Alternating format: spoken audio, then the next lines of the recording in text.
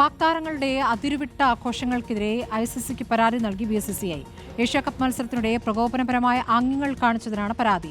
പാക് താരങ്ങളായ ഹാരിസ് റൌഫും സാഹിബ് സൗദ ഫർഹാനും ഇന്ത്യൻ ആരാധകരെ പ്രകോപിപ്പിക്കുന്ന തരത്തിലുള്ള ആംഗ്യങ്ങൾ കാണിച്ചത് വലിയ വിവാദമായിരുന്നു. ഇതിനിടെ ഇന്ത്യൻ ക്യാപ്റ്റൻ സൂര്യകുമാർ യാദവിനെതിരെ പാക് ക്രിക്കറ്റ് ബോർഡും ICCക്ക് പരാതി നൽകി.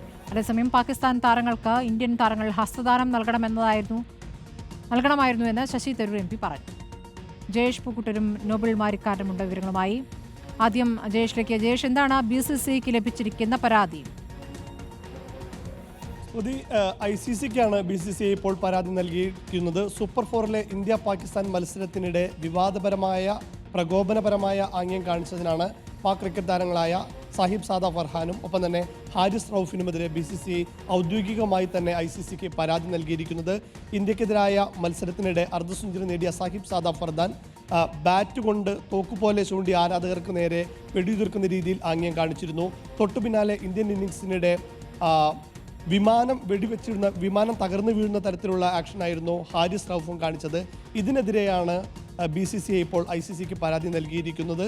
മാത്രമല്ല പാകിസ്ഥാൻ ക്രിക്കറ്റ് ബോർഡിൻ്റെ ചെയർമാനും ഒപ്പം തന്നെ ഏഷ്യൻ ക്രിക്കറ്റ് കൗൺസിൽ പ്രസിഡന്റ് കൂടിയായ മൊഹസിൻ നഖ്വിക്കെതിരെയും പരാതി നൽകിയിട്ടുണ്ട്. അദ്ദേഹം ഒരു ക്രിസ്ത്യാനോ റൊണാൾഡോയുടെ ജെറ്റ് സെലിബ്രേഷൻ ഒരു എക്സിൽ പോസ്റ്റ് ചെയ്തിരുന്നു. അത് പിന്നീട് റിമൂവ് ചെയ്യുകയും ചെയ്തിട്ടുണ്ട് വിവാദമായതിനെ തുടർന്ന്. എന്നാൽ ഇന്ത്യൻ നായകൻ സൂര്യകുമാർ യാദവിനെതിരെ ഇപ്പോൾ പാകിസ്ഥാൻ ക്രിക്കറ്റ് ബോർഡും ഒരു പരാതി നൽകിയിട്ടുണ്ട്.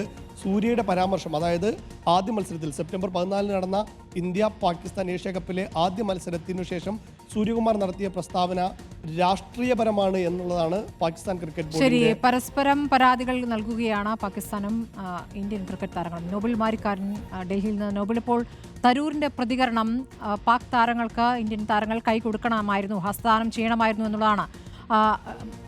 കളിയായി കാണണം, രാഷ്ട്രീയം കലർത്തേണ്ടതില്ല എന്ന നിലപാടാണോ? എന്താണ് ശശി തരൂരിന്റെ പ്രതികരണത്തിലെ വാചകങ്ങൾ എന്താണ്?